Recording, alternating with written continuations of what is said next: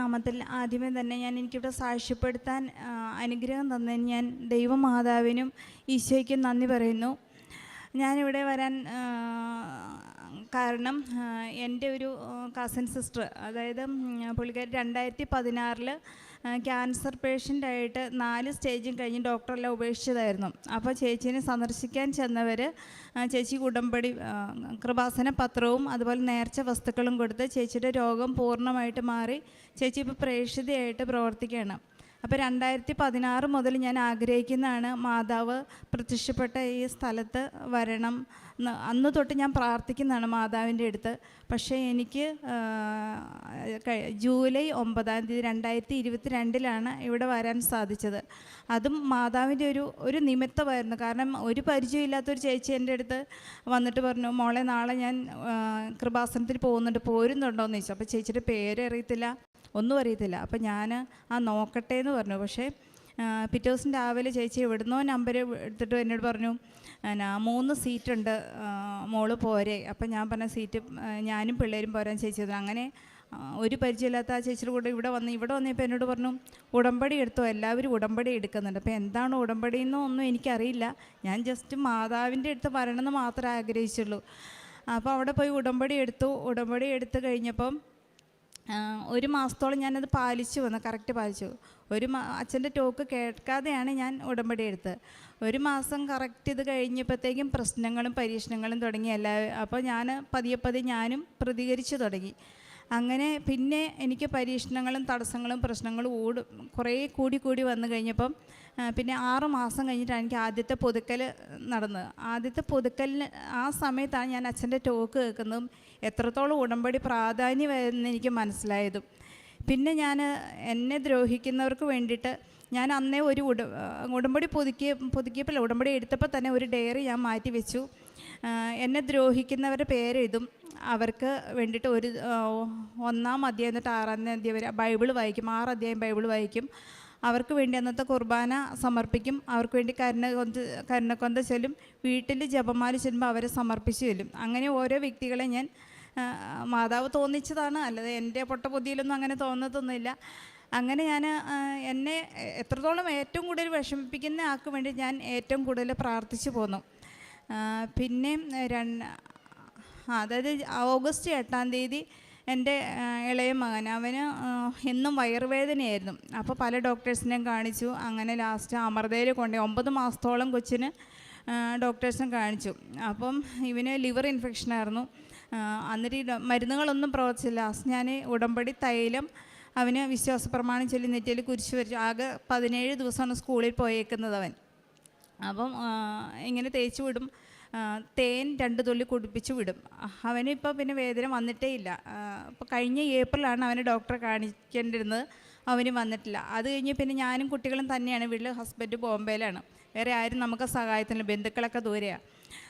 എൻ്റെ കൈയുടെ ഇവിടെ ഒരു മുഴ വന്നു, കൈമുട്ടിൻ്റെ ഇവിടെ മുഴ വന്നു. കൈക്കൊന്നും ഒരു ബലമില്ല. അപ്പോൾ എനിക്കൊന്നും ചെയ്യാൻ പറ്റില്ല. പാത്രങ്ങളൊക്കെ എടുക്കുമ്പോൾ താഴെ വീണ് പോവുക, ഗ്ലാസ് പൊട്ടുക എല്ലാം ചെയ്യുന്നുണ്ട്. പക്ഷേ എനിക്കൊന്നും പറ്റുന്നില്ല. അപ്പോഴും ഞാൻ തൈലം എടുത്ത് കുരിശ് വരച്ച് ഇങ്ങനെ എൻ്റെ കൈയുടെ മുട്ട എങ്ങനെയാണ് പോയെന്ന് എനിക്കറിയില്ല. മുഴ ശരിക്കും ഇവിടെ കാണാമായിരുന്നു. അത് കഴിഞ്ഞിട്ട് കഴിഞ്ഞ അന്നേരം തന്നെ ഡിസംബർ 28-ാം തീയതി മുതൽ എൻ്റെ കാലിന് നീർക്കെട്ട്, പള്ളിയിൽ പോകാൻ പറ്റുന്നില്ല, അങ്ങനെ കുറേ പ്രശ്നങ്ങൾ. അപ്പോഴും റെസ്റ്റ് എടുക്കാൻ പറ്റത്തില്ലല്ലോ, ഞാനും പിള്ളേരും തന്നെയുള്ളൂ. അപ്പോൾ എന്താണെന്ന് വെച്ചിട്ടുണ്ടെങ്കിൽ ഞാൻ ഈ തൈലം തൂത്ത് പ്രാർത്ഥിച്ച അതും മാറി. പിന്നെ ഹസ്ബൻഡ് കഴിഞ്ഞ ഏപ്രിൽ ഒരു ആക്സിഡൻ്റ് ഉണ്ട്. ആക്സിഡൻ്റ് വേറെ ഒരാളുടെ മേത്തോട്ടാണ് ബൈക്ക് മറിഞ്ഞ് വീണത്. ഹസ്ബൻഡ് അത് നിവർത്തി വെച്ചത് മാത്രം ഓർമ്മയുണ്ട്. പക്ഷേ പറ്റിയത് മുഴുവൻ ഹസ്ബൻഡ് മുട്ടിൻ്റെ താഴ്വശം ഇങ്ങനെ പൊളന്നങ്ങ് പോയിട്ട് നടക്കാനും വയ്യ, ഇപ്പുറത്തെ കാലും അതുപോലെയായി. അങ്ങനെ വീട്ടിലെത്തി ഞാൻ തൈലം ചല ഒലിച്ചുകൊണ്ടിരിക്കുകയാണ്. എന്നിട്ട് ഞാൻ ഈ വിശ്വാസപ്രമാണം അറയ്ക്കും, മറ്റുള്ളവർ കണ്ട അറയ്ക്കും, അത്ര പേടിച്ചും പോവും. പക്ഷേ ഞാൻ മാതാവിന് സമർപ്പിച്ച തൈലം കുരിശ് വരച്ചിട്ട് 1 മാസം കഴിയുമ്പോൾ ഒരു പാട് പോലും ഇല്ല. അങ്ങനെ രോഗങ്ങളിൽ നിന്ന് ഞങ്ങൾ പിന്നെയെന്ന് പറഞ്ഞിട്ടുണ്ടെങ്കിൽ ഞാൻ കാരുണ്യപ്രവൃത്തി പ്രത്യേകിച്ച് എന്ന് പറഞ്ഞാൽ ഞാനിപ്പോൾ കുമ്പസാരിക്കാനൊക്കെ പോയി നിൽക്കുമ്പോൾ, കുർബാന കൈക്കൊള്ളാൻ പോയി നിൽക്കുമ്പോൾ എൻ്റെ പുറകിൽ പ്രായമുള്ള വ്യക്തികളുണ്ടെങ്കിൽ ഞാൻ അപ്പാപ്പന്മാരെ അമ്മമാരെ അവരെ മുന്നിൽ നിർത്തിയിട്ട് ഞാൻ ബാക്കിലോട്ട് നിന്ന് അവരെ മുന്നിൽ കയറ്റി കുർബാന കൈക്കൊള്ളാനും കുമ്പസാരിപ്പിക്കാനും ഞാൻ വിടുമായിരുന്നു. പിന്നെ എനിക്ക് പല ദർശനങ്ങൾ എനിക്ക് മാതാവ് തരുന്നുണ്ട്. ഒരു ആപത്ത് വന്നാലും സന്തോഷം വന്നാലും എന്നെ അത് കാണിച്ചിരിക്കും. ആദ്യമായിട്ട് ഞാൻ കാണുന്നത് എന്താണെന്ന് വെച്ചിട്ടുണ്ടെങ്കിൽ ഒക്ടോബർ 6-ാം തീയതി എൻ്റെ ഈ കാശിരൂപത്തിൽ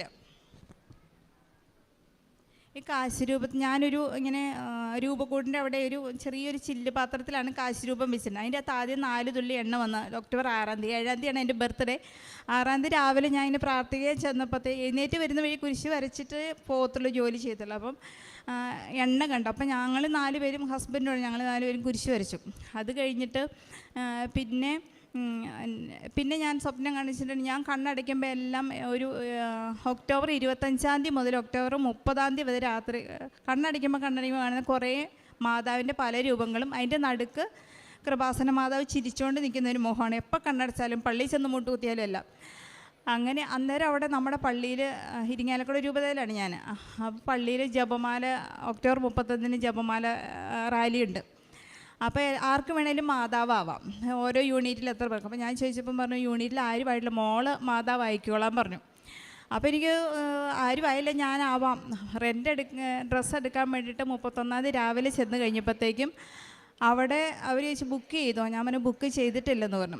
അപ്പോൾ പറഞ്ഞു ഇവിടെ 150 ഉടുപ്പുണ്ടായിരുന്നു, ഉടുപ്പ് ഫുൾ തീർന്നല്ലോ മോളെ എന്ന് പറഞ്ഞു. അപ്പോൾ എനിക്ക് ഭയങ്കര വിഷമമായി. എന്നിട്ട് ഞാൻ ആ സ്റ്റെപ്പ് ഇറങ്ങുമ്പോഴത്തേക്ക് അവർ പറഞ്ഞു കൃപാസന മാതാവിൻ്റെ ഉടുപ്പിരിപ്പുണ്ട്, അത് മതിയോന്ന് ചോദിച്ചു. എനിക്കെന്താ പറയുന്നത്, സങ്കടമാണോ സന്തോഷമാണോ, ഞാൻ ഈ സ്വപ്നത്തിൽ കണ്ടതാണ്.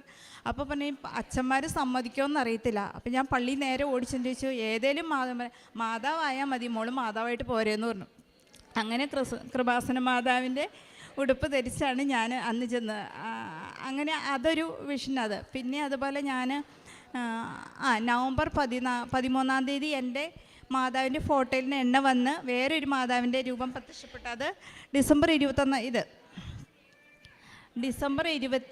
തീയതി വരെ ഫോട്ടോയിൽ നിന്ന് എണ്ണ വന്നിട്ട് ആ തൈലത്തിൻ്റെ സ്മെല്ലും ഉണ്ടായിരുന്നു. അങ്ങനെ അപ്പം നമുക്ക് പരീക്ഷണങ്ങൾ കൂടിക്കണ്ടേ. അപ്പം ഈ 13-ാം തീയതി ഇത് സംഭവിച്ചു. 13-ാം തീയതി രാത്രി മുതൽ ഞാൻ സ്വപ്നം കാണുകയാണ്, എൻ്റെ ചുറ്റിനും കുറേ കുറുനരികൾ വന്നിനെ ആക്രമിക്കുന്നതായിട്ട്. അപ്പോൾ ഇവനെ മാതാവ് എനിക്ക് എന്തെങ്കിലും ഒരു പിന്നെ ഞാൻ ടീന എന്ന് പറഞ്ഞ ചേച്ചി ചെമ്മണ്ടേന്ന് വരുന്ന ചേച്ചിയുടെ ബസ്സിലാണ് വരുന്നത്. അപ്പോൾ ഞാൻ പെട്ടെന്ന് ചേച്ചി എന്ത് വിഷമമുണ്ടെങ്കിലും ചേച്ചീനെ വിളിക്കും. ചേച്ചിയോടും ചേച്ചി എനിക്ക് അപ്പോഴത്തേക്കും ചേച്ചി ഇങ്ങോട്ട് പറഞ്ഞു മോളൊന്നും പറയണ്ട, മോൾ പരീക്ഷണങ്ങളുടെ നടുവിലാണല്ലോ, മോൾ ആ നിയോഗം മനസ്സിൽ വെച്ചിട്ട് 7 വിശ്വാസപ്രമാണം ഒരു കുരിശിൻ്റെ വഴിയും ചൊല്ലിക്കോ, അത് കഴിഞ്ഞിട്ട് നീ എന്നെ വിളിച്ചാൽ മതി എന്ന് പറഞ്ഞു. അല്ല ചേച്ചിനെ വിളിച്ചാൽ കിട്ടത്തില്ല, പക്ഷെ എന്തൊരു പ്രശ്നം ഉണ്ടെങ്കിലും അപ്പം തന്നെ മാതാവ് ചേച്ചിനെ കൊണ്ട് എന്നെ വിളിപ്പിച്ചിരിക്കും എന്നുള്ളതാണ്. ഞാൻ ചൊല്ലിക്കഴിഞ്ഞ് പിന്നെ എൻ്റെ കൂട്ടുകാരെന്നെ കുറേ സ്കൂളിൽ പ്രശ്നം, കുട്ടികളുടെ ഫിനാൻഷ്യലി, അതുപോലെ എൻ്റെ കൂട്ടുകാരെല്ലാവരും ഈ പ്രശ്നം, അതാണ് നമ്മൾ ഈ കുറുനരിയായിട്ട് കാണിച്ചത്. പക്ഷേ അതും മനസ്സിലായില്ല. അതുപോലെ ഞാൻ ഒക്ടോബർ 20-ാം തീയതി തൊട്ട് സ്വപ്നം കാണുവാണ് ഇങ്ങനെ ഓഗസ്റ്റ് 28-ാം തീയതി സ്വപ്നം കണ്ടെന്ന് അർത്തുങ്കപ്പള്ളി ഞാൻ കേട്ടിട്ടേ ഉള്ളൂ, കണ്ടിട്ടില്ല. അർത്തുങ്കപ്പള്ളിയിൽ അച്ഛന്മാരും ബിഷപ്പുമാരും ഇങ്ങനെ താണു വീണ് നമസ്കരിച്ചിട്ട് പരിശുദ്ധാത്മാവ് ഇങ്ങനെ പറന്നു പോകുന്നത് ഞാൻ കണ്ടു.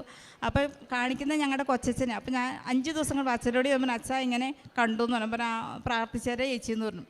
ഇവിടെ വരുമെന്നൊന്നും ഒരിക്കലും ഞാൻ പ്രതീക്ഷിച്ചിട്ടില്ല. അപ്പം അത് കഴിഞ്ഞിട്ട് ഒക്ടോബർ 20 ഇവിടെ അഖണ്ഡ ജപമാല റാലിക്കുമ്പോഴേക്ക് നേരിട്ടത് കാണാൻ പറ്റും. അപ്പോൾ ഞാൻ ഓർക്കെ മാതാവ് അന്ന് കാണിച്ചു തന്നാണ് ഇങ്ങനെ അവിടെ വന്ന് കുർബാന ചൊല്ലുന്നതിൻ്റെയൊക്കെ ഇത്. പിന്നെ അതുപോലെ തന്നെ ചോദിച്ചിട്ടുണ്ടെങ്കിൽ അടുത്തായിട്ട് ഇങ്ങനെയും അപ്പം ഞാൻ ഈ എണ്ണ വന്നതും ഇതിൻ്റെ ഒന്നും ഞാൻ ആരോടും പറഞ്ഞില്ല. ജസ്റ്റ് ആ ടീനി ചേച്ചിട്ട് പറഞ്ഞാൽ എനിക്ക് പേടി, ആൾക്കാർ കളിയാക്കുമോ എന്താ ചെയ്യുന്നത്, എനിക്ക് ആകെ പറയണമെന്നുണ്ട് പറയേണ്ടത്. അപ്പോഴത്തേക്ക് എണ്ണ വന്ന് താഴെ തീരാറായി. മുല്ലപ്പൂവിൻ്റെ വണ്ടിയിൽ അതുപോലെ പല പ്രാവശ്യം അത്ഭുതം സംഭവിക്കുമ്പം എല്ലാവരും പറയും അവർക്ക് മുല്ലപ്പൂവിൻ്റെ സുഗന്ധം. അത് ഞാൻ പ്രാർത്ഥിക്കും, എന്നാലും എനിക്ക് വന്നില്ലല്ലോ. പക്ഷേ ഇപ്പോൾ അടിക്കടി വന്നിട്ട് മുല്ലപ്പൂവിൻ്റെ സുഗന്ധം, അതുപോലെ കുന്തിരിക്കത്തിൻ്റെ സുഗന്ധം, എണ്ണയുടെ സുഗന്ധം, വീടിൻ്റെ രൂപക്കൂട്ടിൻ്റെ അവിടെ ധൂമപടലം, അങ്ങനെ ഓരോന്നും വന്നുകൊണ്ടിരിക്കുക. അത് കഴിഞ്ഞ് പിന്നെ ഞാനിവിടെ സെപ്റ്റംബർ 6-ാം തീയതി ഇവിടുന്ന് ജോസഫച്ചനെ കണ്ടിട്ട് ഇവിടുന്ന് ഒരു പിടി മണൽ കൊണ്ടുപോയി വീട്ടിൽ കൊണ്ടുപോയിട്ട് വീടിന് 4 മൂലയ്ക്കും കിണറിന് ചുറ്റും അതുപോലെ പറമ്പിന് 4 മൂലയ്ക്കും ഇട്ടു. ഒരു നുള്ളൊരിച്ചിരിയാണ് ഇട്ടത്, ആകെ ഇച്ചിരി കിട്ടിയേക്കുന്നത് അതിട്ടു. എന്നിട്ട് അവിടെ വർദ്ധിച്ച് വരുന്നുണ്ട്, പക്ഷെ നമ്മൾ ശ്രദ്ധിക്കുന്നില്ല. പുൽക്കൂടുണ്ടാക്കി കഴിഞ്ഞപ്പോഴത്തേക്കും ആൾക്കാർക്ക് ഇങ്ങനെ കയറി നടന്ന് കാണാനുള്ള ഒരു വഴി ചെയ്യണം, വഴിക്ക് വേണ്ടിയിട്ട്. അപ്പോൾ ഞങ്ങൾ പറഞ്ഞു ഒന്നുമില്ലല്ലോ വിടാൻ, മണ്ണിട്ടിട്ട് ഈ ഒരു പിടി മണൽ കിണറിൻ്റെ അവിടെ നിന്ന് വരുന്നുണ്ടല്ലോ, അപ്പോൾ ആ മണൽ നമുക്ക് വെറുതെ വെതറിയിടാം, ഒരു ഡിസൈൻ പോലെ കിടന്നോട്ടെന്ന് പിള്ളേരോട് പറഞ്ഞു. അവർ ആദ്യം മണൽ വരിക്കുക, എന്നിട്ട് പിന്നെ നമുക്ക് മണ്ണെടുക്കാമെന്ന് പറഞ്ഞു. എന്നിട്ട് ഈ മണൽ വാരുന്തോറും വാരി 6 അർബാൻ മണൽ കിട്ടി എനിക്ക് അവിടുന്ന്, കിണറിൻ്റെ അവിടെ നമ്മൾ ഇട്ടെടുത്ത് മാത്രം. എന്നിട്ട് അതെടുത്ത് ഇങ്ങനെ എന്താ ആ വഴികളിൽ ഫുള്ളിട്ടു. പിന്നെ നമ്മൾ ഇട്ടെടുത്ത് ഇങ്ങനെ ഇരട്ടിച്ചുകൊണ്ടിരിക്കുകയാണ്. അപ്പോൾ ഉടനെ എന്നെ ഇങ്ങനെ ടെൻഷൻ ചെയ്ത് പറഞ്ഞു, അങ്ങനെ പറഞ്ഞാൽ നമ്മൾ ഒളിച്ചു വെക്കേണ്ട, മാതാവിൻ്റെ ഒരു ഇത് എനിക്കൊരു അനുഭവം ഉണ്ട്. അപ്പോൾ ഞാൻ മാതാവ് പ്രത്യക്ഷപ്പെട്ടെന്ന് പറഞ്ഞെന്ന് ആഗ്രഹിച്ച് അതിനായിട്ട് ഹസ്ബൻഡ് ബോംബെയിൽ നിന്ന് വന്ന് ഞങ്ങൾ വണ്ടി വിളിച്ച് ഇങ്ങോട്ട് വന്ന് ഇവിടെ വന്നപ്പോൾ ഞാൻ പറഞ്ഞു, മാതാവേ എണ്ണയുടെ കാര്യം പറയാൻ പറ്റിയില്ല, ഒരു പ്രാവശ്യം കൂടി എണ്ണ വരുവാണെങ്കിൽ എന്നെ കളിയാക്കിയാലും വേണ്ടില്ല ഞാൻ പറയുമെന്ന് പറഞ്ഞു. പക്ഷേ ഇങ്ങനെ മറ്റുള്ളവർക്ക് കാണാൻ പറ്റിയ കുറച്ചും കൂടി എണ്ണ കൂടുതൽ വന്നാലും കുഴപ്പമില്ല, അങ്ങനെയാണ് ഞാൻ പ്രാർത്ഥിച്ചത്. പക്ഷേ മാതാവ് എന്താണെന്ന് വെച്ചിട്ടുണ്ടെങ്കിൽ മണലായിട്ടത് തന്നു. വരുന്നവർ മുഴുവൻ എണ്ണ എടുക്കാൻ കുഞ്ഞു കുപ്പിയും കൊണ്ടാണ് വരുന്നത്. പക്ഷെ നമുക്ക് പോലും ആ ഫ്രെയിമിൻ്റെ ഉള്ളിൽ ഇങ്ങനെ നിൽക്കും, നമുക്ക് ആ ഫ്രെയിമിൻ്റെ മേളിൽ നിന്ന് തൊട്ട് മുത്താന്നല്ലാണ്ട് പുറത്തോട്ട് ഇങ്ങനെ എടുക്കാൻ പറ്റത്തില്ലായിരുന്നു. പിന്നെ അവിടെ 26-ാം തീയതി അപ്പോൾ നമ്മൾ അറിഞ്ഞത്, അപ്പോൾ 26-ാം തീയതി തൊട്ട് പുൽക്കൂട് ഇങ്ങനെ ആൾക്കാർ വരുന്നുണ്ട്. 26-ാം തീയതി തൊട്ട് ഇപ്പോഴും കണ്ടിന്യൂസ് വന്നുകൊണ്ടിരിക്കുകയാണ്.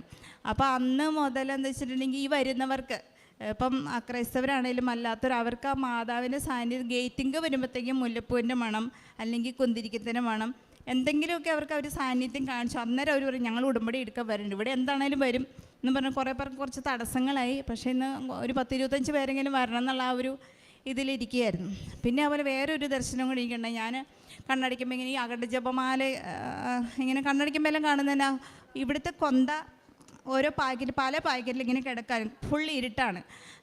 അപ്പോൾ ഞാൻ പറഞ്ഞു ഹസ്ബൻഡിൻ്റെ അടുത്ത് പറയും ഇങ്ങനെ ജപമാല കാണുന്നുണ്ടല്ലോ എന്ന് പറഞ്ഞു. അപ്പോൾ നിൻ്റെ കൊന്ത ചൊല്ലൽ ഇച്ചിരി കുറഞ്ഞിട്ടായിരിക്കും, ഇച്ചിരി കൂട്ടിക്കോളാൻ പറഞ്ഞു. അപ്പോൾ ഒരു ദിവസം ഞാൻ മാക്സിമം നേരം വെളുക്കുമ്പോൾ തൊട്ട് രാത്രി വരെ കൊന്ത ചൊല്ലും, അപ്പോൾ അതും കുറവ് വരുത്തി കാണും എന്ന് പറഞ്ഞു. അങ്ങനെ ഞാൻ ചേച്ചി പറയണം എന്നെ അന്വേഷിച്ച് അടക്കം അഖണ്ഡ ജപമാല എൻ്റെ വീട്ടിലെത്തിക്കാൻ വേണ്ടിയിട്ട്. പക്ഷേ വിളിച്ചിട്ട് കിട്ടണമില്ല. അങ്ങനെ നവംബർ 1-ാം തീയതി ഞാൻ കണ്ട സ്വപ്നം ഈ ജനുവരി 2-ാം തീയതി ആയപ്പോഴത്തേക്കും ആ അഖണ്ഡ ജപമാല എൻ്റെ വീട്ടിലെത്തിച്ചു. നാളെ 10 ദിവസത്തിന് എനിക്ക് വിട്ട് തന്നേക്കാണ്. അപ്പം ഞാൻ എല്ലാവർക്കും എൻ്റെ നിയോഗവും മറ്റുള്ളവരുടെ നിയോഗം വെച്ച് ഒരു ദിവസം 100 എണ്ണം വെച്ച് ചൊല്ലണം. 103 നന്മ നിറഞ്ഞ മറിയോ അങ്ങനെ 16 സ്വർഗസ്നായ പിതാവേ ചൊല്ലണം. അപ്പോൾ ഞാൻ ഇങ്ങനെ കറക്റ്റ് ചൊല്ലി വരുമായിരുന്നു. അപ്പോൾ എനിക്കും എന്നെ മുടക്കപ്പോൾ ഹസ്ബൻഡ് ഞാൻ ഇവിടെ വന്ന് സാക്ഷ്യം പറഞ്ഞാൽ അന്നത്തെ കൊന്ത മുടങ്ങുമല്ലോ, അതിനായിട്ട് ഇന്നലെ ഹസ്ബൻഡാണെങ്കിൽ ടിക്കറ്റും ശരിയാവുന്നില്ല, കഴിഞ്ഞ ആഴ്ച തൊട്ട് നോക്കുന്ന. അപ്പോൾ ഇന്നലെ അങ്ങനെ എത്തി. ഇന്ന് പുള്ളി അവിടെ ആ സമയത്ത് അവിടെ നിന്ന് കൊന്ത ചൊല്ലും. നാളെ കൂടി കഴിഞ്ഞാൽ എനിക്ക് കൊന്ത തിരിച്ച് കൊടുക്കണം.